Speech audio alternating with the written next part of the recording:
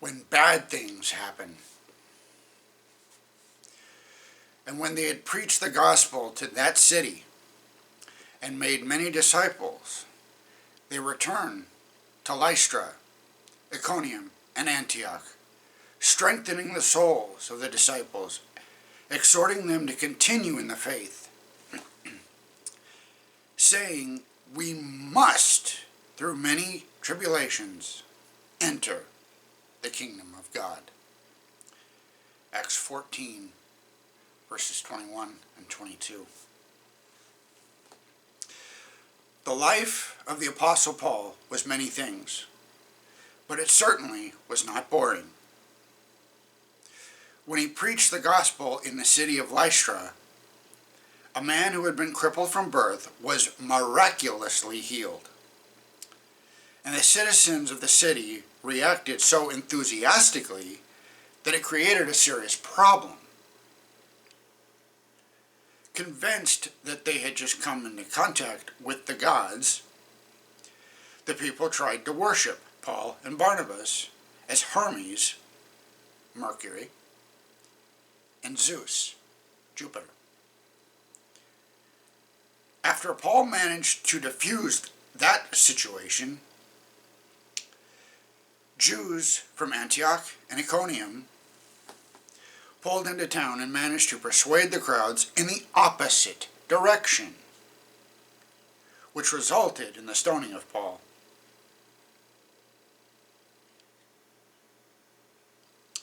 Paul left the city to preach elsewhere, which is perfectly understandable.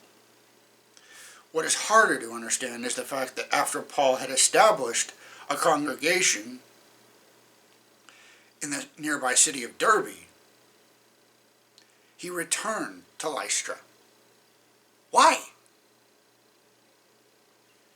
He wanted to encourage the church. Although they had witnessed a genuine miracle in the healing of the lame man, they'd also witnessed the fickle nature of crowds and had just seen the attempt to kill Paul. Even after God has intervened in our lives miraculously, the trials and obstacles we face can quickly eclipse the happy moments and make living the Christian life seems at times overwhelmingly difficult.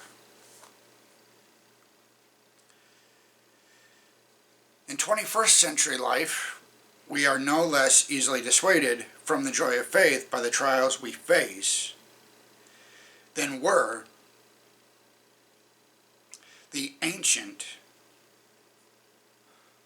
Lystrans. Occasionally, something will happen to us at church that makes us hesitant to return. But notice Paul's Christ-like attitude. He was more worried about the courage of the Lystran Christians than his own safety. He knew that his stoning would serve to discourage many of the new believers, who would have to continue living out their faith in the same city where the great apostle had nearly been murdered. So in spite of any personal misgivings he might have, he returned. When bad things happen, and in a world engulfed in spiritual warfare, they are bound to.